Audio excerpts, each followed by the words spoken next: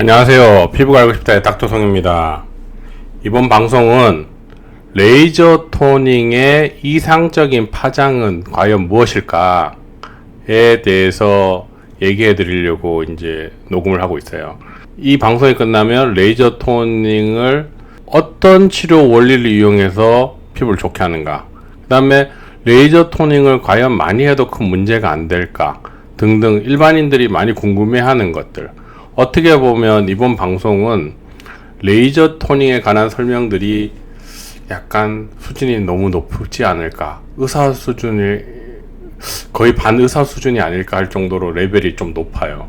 왜냐하면 얼마 전에 의사 선생님 관련 게시판에 왜 레이저 토닝을 1064 나노미터 파장으로 주로 하나요? 라고 하는 질문이 올라왔는데, 그분께 답변을 달아드렸더니 그분이 글을 지우셔가지고, 제가 이런 또 주제로 한번 만들어 봤어요.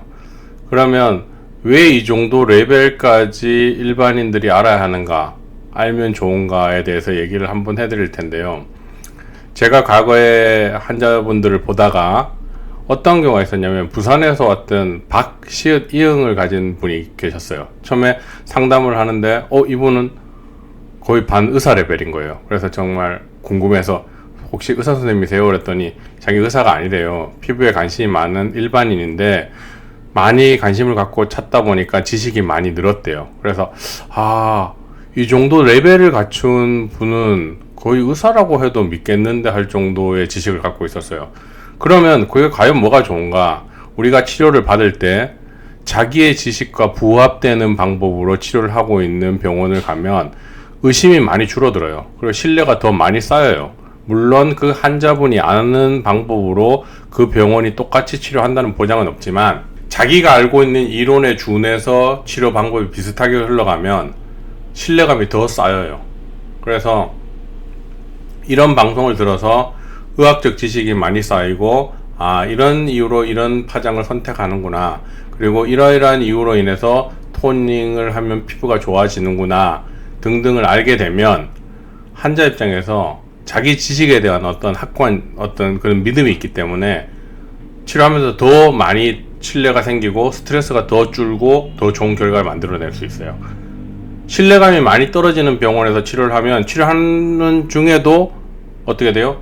조금의 이상이 생기거나 조금의 문제만 생기면 어떻게 돼요? 이거 부작용 아니야, 이거 레이저 반응 맞나? 막 걱정도 되고, 그 레이저를 한 의사 선생님의 실력은 수준이 너무 낮은 거 아닌가? 혹시 내 피부를 망가뜨리지는 않을까? 막 여러 가지 생각이 막 복잡하게 막 머릿속 왔다 갔다 해요. 그러다가 그게 이제 조금의 문제가 생기면 그 병원과의 갈등으로 발전하게 되고, 그러면 이제 그 병원을 안 다니게 되고 충돌이 많이 생기고 좀 불편한 관계가 되는 거죠. 그래서 이번 방송 레이저 토닝의 이상적인 파장, 레이저 파장 어떤 거를 받아야지 가장 좋을까, 이런 내용들은 제 지식에 기반한 의견이기 때문에 선생님마다 다 다른 의견을 갖고 있을 수 있어요. 그러니까 피부가 알고 싶다 닥터송은 이런 생각을 갖고 있는 의사구나 라고 생각을 하시면 돼요. 그래서 굳이 다른 선생님이랑 생각이 다른데, 그러면 그쪽 선생님, 그쪽 신뢰 가는 선생님한테 치료를 받으시면 돼요. 저는 제 생각이 이렇다, 그래서 이런 의학적 근거로 치료에 접근을 한다, 어느 선생님 말이 맞다, 생각이 맞다, 이런 거 다 큰 의미가 없고, 결과를 잘 내는 선생님이 가장 정답에 가까운 선생님이라는 거 꼭 기억하셔야 돼요. 어떤 사람? 결과를 잘 내는 사람이 좋은 선생님이다, 최고의 실력을 가진 사람이다, 그 사람 이론이 어느 정도 맞는 거다. 왜? 이런 미용 치료에 관해서는 정답이라는 게 없어요. 그래서 가장 좋은 결과값을 많은 경우 높은 확률로 만들어내는 사람이 최고의 실력자고, 그 사람 이론이 가장 정답에 가까운 어떤 이론이 아닐까 하는 생각이 들어요. 그래서 이번 방송도 끝까지 잘 들어두시면 어떤 자기가 피부 관리를 하고 싶다나 이럴 때 선택하는데 큰 도움이 되지 않을까 하는 생각이 듭니다. 끝까지 시청 부탁드리겠습니다. 그러면 레이저 토닝 할 때 어떤 파장을 골라야 될까? 레이저 토닝이 뭔지 한번 잘 짚고 보면요, 얼굴에 토닝을 밝게 하는 거 얼추 비슷한 답인데요, 엔디아그 Q 스위치라는 레이저를 이용해서 낮은 에너지로 치료하는 방법을 레이저 토닝이라고 정의하자라고 어떻게 보편화된 단어가 되어버렸어요. 처음에 뭐 만들어지려고 한 단어가 아니고요. 낮은 에너지의 엔디아그 Q 스위치 레이저 치료법 이렇게 생각하시면 돼요. 그러니까 엄밀히 말하면 다른 파장은 레이저 토닝에 색하지 않는 거죠. 뭐 알렉스 토닝 이런 것들은 다 어떻게 돼요? 그냥 엔디아그 Q 스위치 토닝의 발전된 토닝 방법인데 왜 1064가 처음에 언급이 됐고 1064가 발전되게 되고 나오게 됐는가에 대해서 한번 봐야 돼요.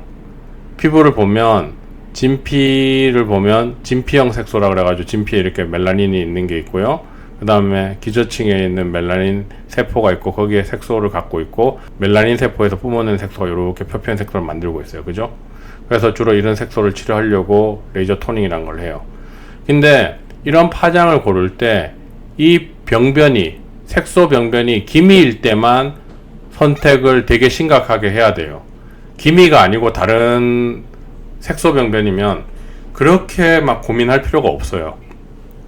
우리가 요걸 학대에서 보면 어떤 게 있냐면 멜라닌 세포가 있고요. 기저층이 있고 올라가면 유국층, 가시층이라는 게 있고 한 단계 더 올라가면 과립층이 있고 한 단계 더 올라가면 각질층이 있어요. 그래서 주로 이렇게 4개로 분류를 하고요. 표피를. 손바닥이나 발바닥은 투명층이라 해서 한 층이 더 있게 돼요. 그래서 보통 멜라닌 세포에서 안에 골지체라는 게 있고요. 거기에서 색소를 만들어내면 멜라노좀이라는 게 스테이징을 1, 2, 3, 4를 걸쳐서 이렇게 탁 표피로 뿜어내요. 그러면 이게 색소를 가지게 되는데요.